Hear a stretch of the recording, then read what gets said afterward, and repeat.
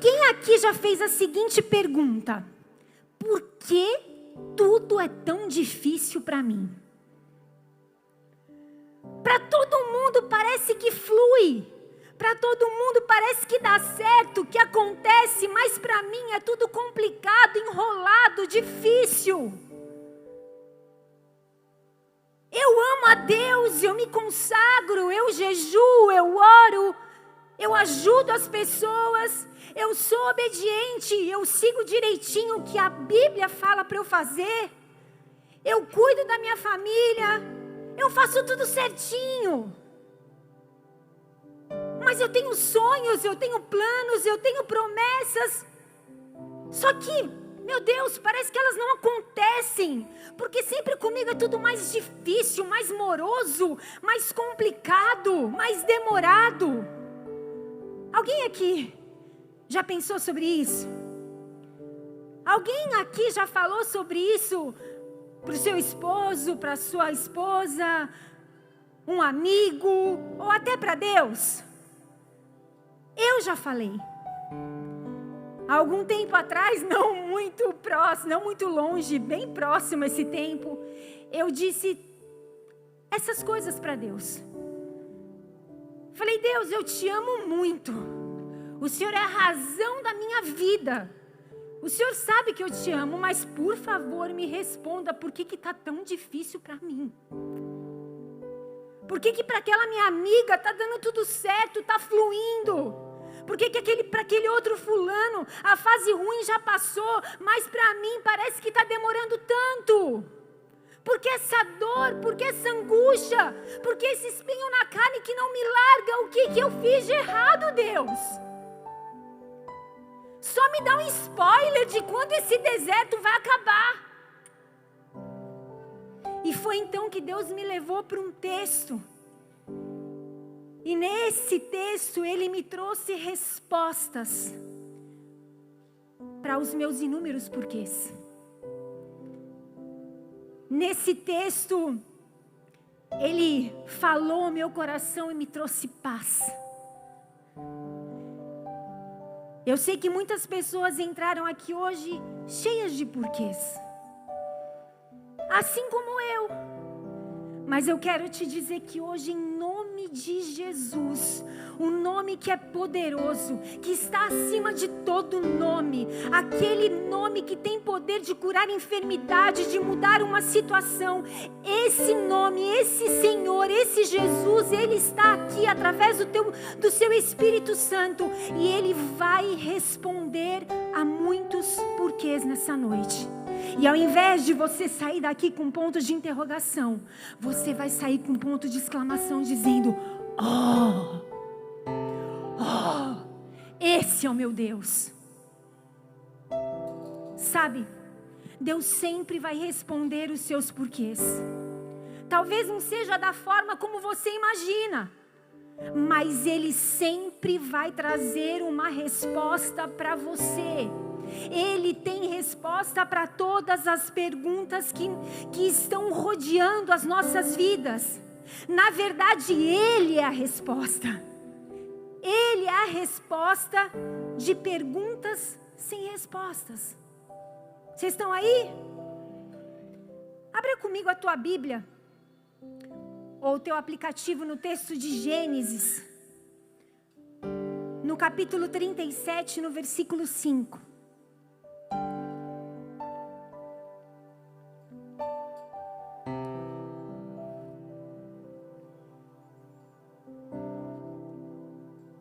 Gênesis 37, 5. Todos abriram? Amém? Antes da gente ler, deixa eu te dizer algo. Eu vou te deixar de tarefa de casa para essa semana a leitura do livro de Gênesis 37, do capítulo 37 até o capítulo 50. Vamos ler, todo mundo? 37 a 50? Nesses capítulos, você vai conhecer toda a história de José, desde a sua rejeição, escravidão, sua ascensão e a posição de poder que ele teve ali no finalzinho do capítulo 50. Mas hoje nós vamos ler apenas o versículo 5. Amém? Sonhou também José um sonho que contou aos seus irmãos. Você vai ler do 37 ao 50 em casa. Mas hoje eu quero que você se atente a esse versículo. Sonhou também José um sonho que contou aos seus irmãos. Sabe, queridos, a história de José não é um relato passado. Quantos conhecem a história de José? Levanta a mão. A grande maioria, glória a Deus. Ela não é um relato passado. A história de José é uma fonte de inspiração e ensinamentos para nós. Tudo bem? Deus, o que ele fez aqui? Ele mostrou para José um sonho. Qual era esse sonho? Que ele estaria numa posição de poder. Só que Deus mostrou o sonho, mas não contou para José que quando ele acordasse desse sonho, os irmãos contasse para os irmãos sobre esse sonho, os irmãos tentariam matar ele. Deus deu o sonho, mas não disse o que aconteceria antes, até que esse sonho se tornasse realidade. Ele só mostrou: olha, eu vou te colocar numa posição de governo. Mas Deus não contou toda a história para ele. Deus não revelou para José o percurso que ele teria que caminhar para chegar exatamente no lugar que o Senhor havia mostrado para ele em sonhos. Deus não revelou o processo que José passaria. Se você conhece a história de José, você sabe de que processo eu estou falando. Certo dia, José foi enviado pelo seu pai para que ele encontrasse os irmãos dele e verificasse como estava o rebanho. E já rolava um ciúminho entre os irmãos, porque o pai Jacó não escondia a sua preferência por José. Então rolava essa ciumeira. E aí os irmãos, dominados pelos ciúmes e inveja de José, quando vem José chegar, começam a conjuminar ali para matar ele. Aí o irmão mais velho, Rúben, se levanta, tenta impedir, só que não teve jeito. Eles não queriam nem escutar o irmão mais velho. E aí eles lançam José numa cova. E ali naquele lugar eles têm a brilhante ideia de vender José como escravo. Porque bem naquela hora estava passando uma caravana que ia rumo ao Egito. E lá no Egito ele foi vendido como escravo para um oficial chamado Potifar. Só que José foi bem sucedido na casa de Potifar. Isso tudo você vai ler lá na sua casa quando você lê os capítulos. Só que a esposa de Potifar, ela tenta seduzir o José. Só que ele era homem íntegro. Ele era um homem que temia a Deus. Então ele rejeita aquela mulher. Menino, não queira brincar com mulher rejeitada. Ela torna a vida daquele homem um inferno. E aí na sua última tentativa de sedução, ela consegue ficar com a roupa de José nas mãos. E aí ela aproveita isso para acusar José. Obviamente o marido acredita em quem? Acredita na acusação que a mulher fez, acredita na sua esposa. E aí José vai para onde? Na prisão. E eu fico pensando, ali, José naquela prisão, fazendo perguntas para Deus, como talvez ele fez quando os irmãos venderam ele como escravo. Deus, mas e aquele sonho que você me deu? Por que eu estou passando por tanta humilhação, por tanto deserto, por tanta dor? E aquela promessa que o Senhor fez para mim lá na casa do meu pai Jacó? O Senhor me mostrou que eu estaria numa posição de liderança, de governo, mas hoje eu me encontro aqui aprisionado e cheio de traumas emocionais e familiares. Por quê? Pensa comigo, gente, como é que estava o emocional desse cara. Ele foi vendido pelos próprios irmãos. Ele foi caluniado pela esposa do oficial. E agora ele estava preso e esquecido dentro de um cárcere. Você, por bem menos, teria desistido de tudo. Haja emocional para tamanha dor e sofrimento. Mas sabe, igreja, o modus operandi de Deus é esse. Deus não revelou para ele o processo. Deus revelou para ele apenas o destino, apenas a promessa.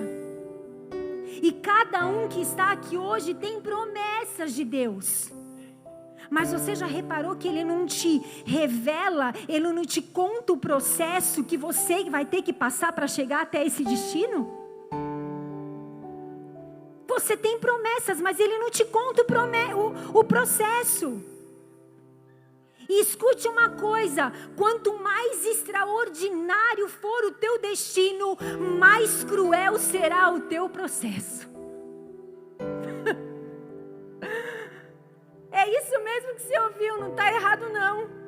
Quanto mais espetacular, fabuloso, maravilhoso, sensacional for o seu destino, mais o processo vai ser doloroso, cruel, implacável. Seria maravilhoso se Deus mostrasse o processo, não seria? Para você chegar até o teu destino, até a tua promessa? Não seria? Seria maravilhoso. Seria ou não seria? Não seria. Porque se Ele revelasse o processo que você teria que passar para chegar até a promessa, você desistiria. Você desistiria. Você ia falar assim: Deus, muito obrigado. É legal onde o Senhor quer me mandar, mas o processo para chegar lá é difícil. Estou fora, escolhe outro. Se Ele mostrasse o processo para José, para Maria, para Noé e para tantos outros que a gente encontra na Bíblia, certamente eles iam ter desistido. Ele não mostra o processo, mas escute, Ele prepara momentos como esse para te encorajar a suportar o processo com fé. Para lembrar que Ele está te moldando e te preparando para viver sim o melhor para a tua vida e para a tua história. Tem um texto na Bíblia que eu gosto muito e ele fala um pouquinho sobre isso. Você deve conhecer, está lá em Jeremias, no capítulo 18, e eu vou ler para vocês. A palavra do Senhor que veio a Jeremias dizendo: levanta-te e desce à casa do oleiro, e lá te farei ouvir as minhas palavras. E desci à casa do oleiro, e eis que ele estava fazendo a sua obra sobre as rodas. Como o vaso que ele fazia de barro se quebrou na mão do oleiro, tornou a fazer dele outro vaso conforme o que pareceu bem aos seus olhos. Então veio a mim a palavra do Senhor dizendo: não poderei eu fazer de vós como fez este oleiro, ó casa de Israel? Diz o Senhor: eis que como barro na mão do oleiro, assim sois vós na minha mão, ó casa de Israel. Jeremias era um profeta. E ele estava indignado com a decadência da nação dele. E essa indignação que ele tinha fez com que ele apontasse o dedo para o povo, para alertar eles que eles estavam errando. Para alertá-los o quanto eles estavam longe de Deus. O quanto eles estavam distantes daquilo que Deus queria que eles fizessem. E porque ele apontou o dedo, ele foi perseguido, ele foi humilhado. Mas mesmo assim ele não cessou a sua luta em reaproximar o povo hebreu de Deus. E mesmo sendo ridicularizado, Jeremias continua levando a mensagem, ele continua a alertar o povo a respeito do julgamento de Deus. Mas o povo rejeita o discurso de Jeremias. O povo estava distante de Deus. O povo estava vivendo em declínio, em decadência. Eles não estavam interessados em mudar. Até que em determinado momento, ele faz perguntas para Deus. Jeremias pergunta para Deus algumas coisas. Ele questiona Deus. E aí então Deus convida Jeremias para ver uma cena. Vem cá, Jeremias. Vamos descer à casa do oleiro. Ele chama Jeremias para visitar a casa do oleiro. E lá Jeremias vê o oleiro trabalhando no vaso. De repente aquele vaso se estraga. Então o oleiro, a partir do vaso que se quebrou, começa a trabalhar de novo em outro vaso. E dentro daquela cena, Deus ministra o coração de Jeremias dizendo: será que eu não posso fazer com vocês como estou fazendo com esse vaso de barro? Porque como vaso, nós lemos aqui, como barro nas mãos do oleiro, assim são vocês na minha mão, ó casa de Israel. Sabe, queridos, um vaso, ele só pode ser usado depois de um processo de construção e preparo nas mãos do oleiro. É por isso que você ainda não chegou lá na promessa que ele fez para você. É por isso que você ainda não chegou no destino que ele prometeu, talvez há anos para você. Porque você é como um vaso e você está sendo trabalhado, ele está nesse processo de construção. Você está nas mãos desse habilidoso oleiro, para que você seja um vaso de qualidade. Mas esse processo de modelagem, de voltas, de desmanches e ainda de fornalha, dói. Mas faz parte. Faz parte. Então que hoje você saia daqui com as respostas que você precisa para os seus porquês. É um processo, mas que vai te fazer ser um vaso de honra lá na frente. Amém? E para ver o seu processo concluído, você não pode ver como tribulação. Você tem que ver como preparação. Esse processo não é uma tribulação, é um preparo para aquilo que você vai receber. E você sabe, você tem promessa, ou só eu tenho. Senão você não estaria aqui. Em algum momento da tua história você ouviu de Deus alguma coisa. Eu vou fazer isso com você, eu tenho essa história para a tua vida. Mas você tem que encarar esse processo não como uma tribulação, mas como um preparo. Se a gente voltar para a história de José, que a gente falou agora há pouco, você vai ver que aquele jovem sonhador sai de uma condição de prisioneiro vendido pelos irmãos e passa a administrar a casa do oficial de Potifar. Aqui José já começa a ser preparado para o seu destino. Ele começou administrando uma casa para depois administrar um reino. Então você já quer começar grandão? Quem é você? Começa pequenininho, deixa Deus trabalhar. O orgulho, a vaidade, né? E ali José começa a ser preparado para o seu destino, mesmo não entendendo por que estava passando por tudo aquilo. José, antes de chegar na posição do governo que Deus mostrou para ele e se tornar o homem mais poderoso depois de Faraó, teve que preparar ele na prisão também. Ele aprendeu a administrar o cárcere antes de aprender a administrar o Egito. Ele não entendia porque ele estava ali, ele foi acusado. Aquela mulher inventou uma história louca. Ele foi acusado, colocaram ele lá. Mas deixa eu te falar uma coisa. Processo não se entende antes. Processo só se entende na promessa. Aí você fala, Foi por isso que eu passei por tudo aquilo, né?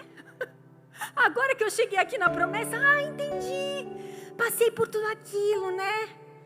Mas enquanto eu estou aqui passando pelo processo, meu Deus, que loucura é essa? Estou fazendo perguntas para Deus. Processo não se entende antes. Processo se entende quando você chega no teu lugar de destino. Então, enquanto não chega, se prepare. Se prepare, não veja como uma tribulação, como o final do mundo. Meu Deus, ó vida, ó céus, ó azar. Não, se prepare. Na carta de Romanos, no capítulo 5, está escrito o seguinte, no versos de 3 a 5. E não somente isso, mas também nos gloriamos nas tribulações, sabendo que a tribulação produz paciência, a paciência, a experiência, a experiência, a esperança. E a esperança não traz confusão, porquanto o amor de Deus está derramado em nosso coração pelo Espírito Santo que nos foi dado. Como nós temos a chance de aprender no tempo de preparo. Aprendemos a ser pacientes, aprendemos a ser humildes, resilientes, aprendemos a depender de Deus, a esperar de Deus. Nós criamos habilidades que a gente nem pensava que tinha. É ou não é? Você fala, nossa, eu sei fazer isso. Você vai e faz. O tempo de preparo, ele não é perdido. O tempo de preparo é um tempo de aprendizagem. Então extraia o melhor desse tempo. Faça isso sem reclamar. Sabe por quê? Quem é sábio mesmo, não reclama no tempo do processo. Ele entende que não é uma tribulação, mas é um preparo, mas também ele não reclama no tempo do processo. Falar de José de novo. Em nenhum momento da Bíblia você vê ele reclamando. Você vê ele reclamando? Desculpa, vocês que leem a Bíblia, eu não achei. Se vocês acharam, ele não reclama. Ele não murmura por passar por aquelas situações. Ele foi acusado injustamente, como eu disse, vendido pelos irmãos, esquecido após interpretar sonhos ali naquela prisão.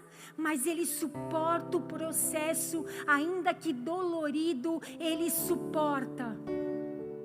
Mas e quanto a nós, hein? Cutuque seu irmão assim e fale, e quanto a nós? Nós não somos assim. A gente vive murmurando, reclamando e culpando os outros, porque as coisas não estão dando certo nas nossas vidas. Mas você não entende. Eu estou passando por momentos difíceis, todos me abandonaram, nada está dando certo, eu estou enfrentando um deserto.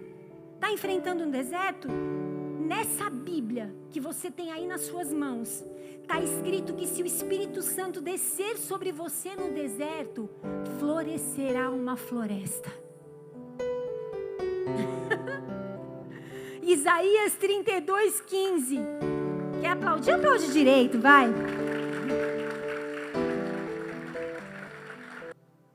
Isaías 32:15.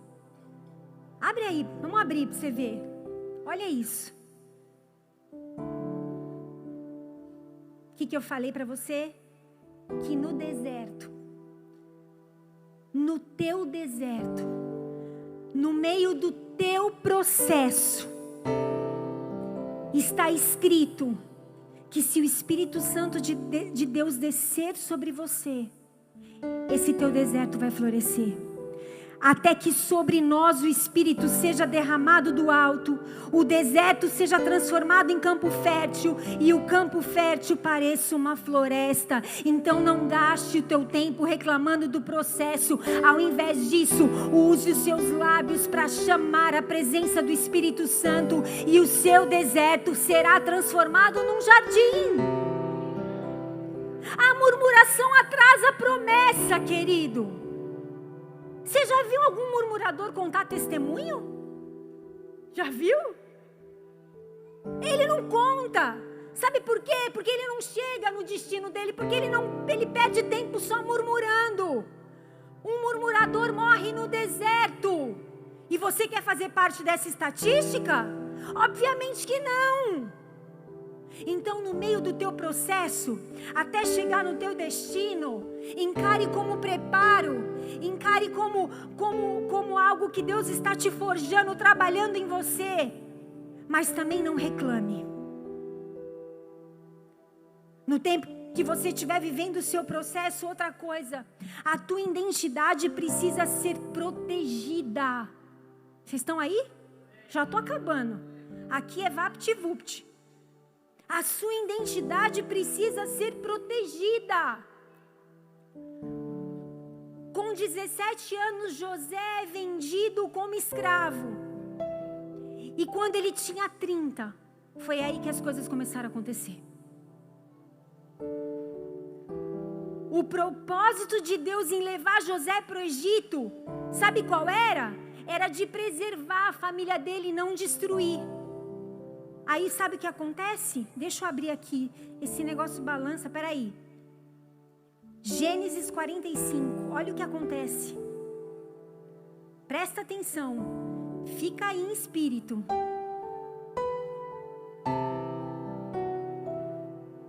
Ele viveu todo aquele processo, não viveu? Para um propósito.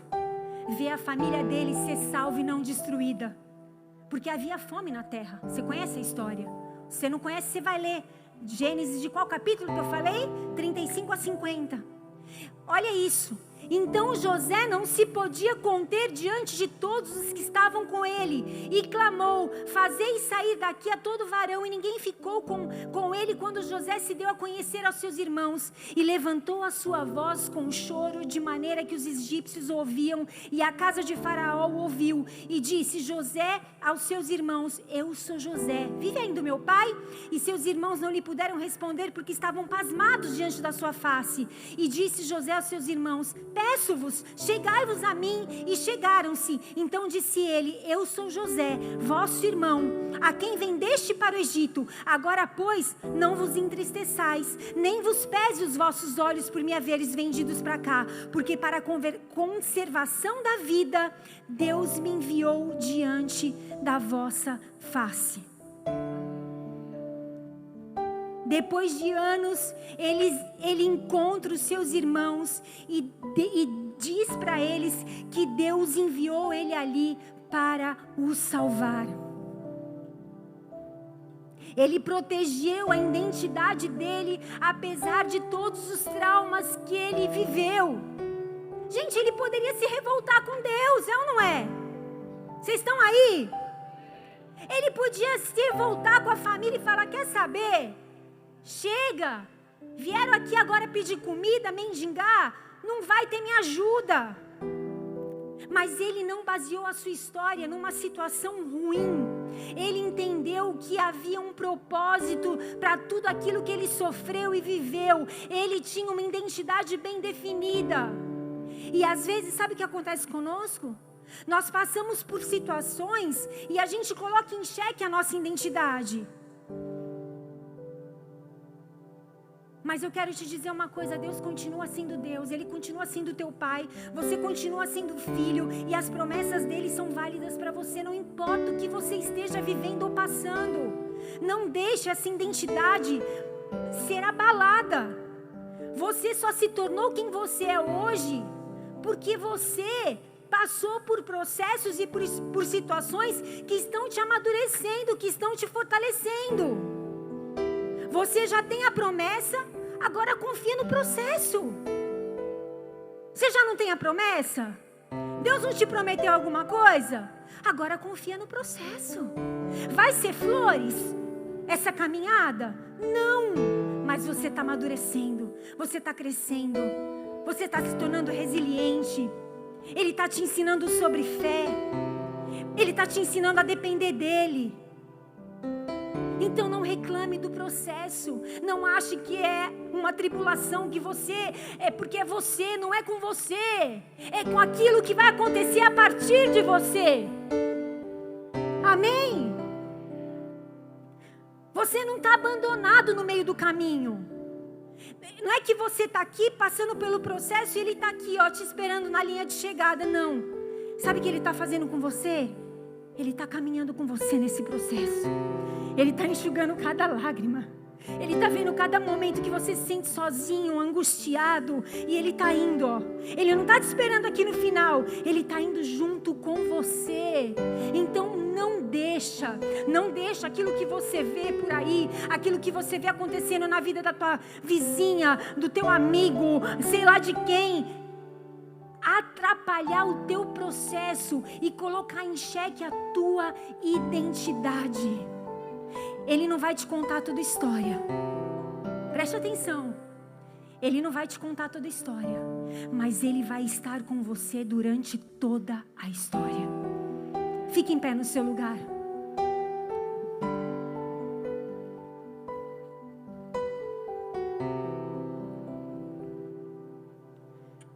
Eu sei.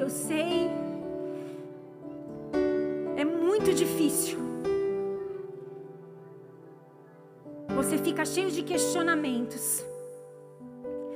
Nós temos um tempinho ainda, mas eu queria fazer uma oração.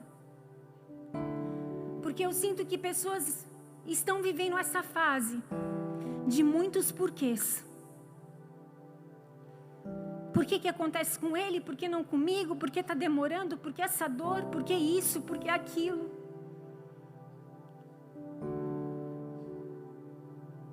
Porque esse processo tão doloroso? Parece que eu estou abandonada por Deus e o mundo. Não. Ele está segurando nas tuas mãos. E antes de nós ceiarmos, eu queria fazer uma oração por você, que questionou algumas coisas nessa semana, nessa temporada, nesses dias. Eu sou a primeira a levantar a mão.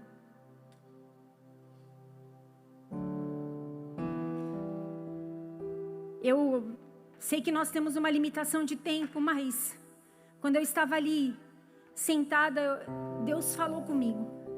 Se você é essa pessoa, eu queria te convidar. É ruim porque a gente se sente constrangido, as luzes estão acesas e tal, não é aquela coisa que a gente estava acostumado. Mas se você se sente assim, está doloroso o processo, eu tenho uma promessa, mas tem sido dias difíceis. Eu queria te convidar a vir aqui na frente, porque eu estava ali sentada e Deus falou: chame essas pessoas aqui na frente, ore por elas. Profeticamente, arranque esses fardos. Diga que ela vai conseguir, que vai dar certo. É só um processo. Ele está com você. Nós vamos adorar o Senhor. E eu queria pedir para os pastores, para os presbíteros me ajudarem a orar por essas pessoas. Eu sei, minha irmã, meu irmão, é difícil, mas Ele não nos abandonou. Hoje eu pedi um sinal para Deus e Ele me deu esse sinal. Ele não nos abandonou. Ele não te abandonou. Nessa tua história Ele te segura pelas mãos e diz: filho meu, filha minha, nós vamos juntos. Se eu te contasse o que você viveria hoje, você não aceitaria. Mas eu tenho um destino lindo para você. Confia, confia, confia, que a boa obra que eu comecei, eu vou terminar na tua vida. Tem mais pessoas. Eu queria que você viesse. Se derrame na presença dEle. Você vai sentir uma paz que excede a todo entendimento. Você tem promessa. Agora confia no processo. Ele sabe de todas as coisas. Se talvez Deus me mostrasse para mim o processo que eu passaria para chegar até aqui, eu não teria saído nem da minha cidade. Mas Ele me deu uma visão e eu me movo por ela, sabendo que Ele está aqui, ó, segurando nas minhas mãos, fazendo parte da minha história. Nós vamos adorar. E que uma atmosfera de glória, de adoração, da presença do Espírito Santo esteja sobre nós. E que uma chave seja virada nas nossas vidas. Que a tua identidade seja restaurada. Que a tua boca agora não murmure mais, mas exalte o nome dEle. Não encare mais como um problema. Encare como Deus te preparando rumo àquilo que Ele tem para você.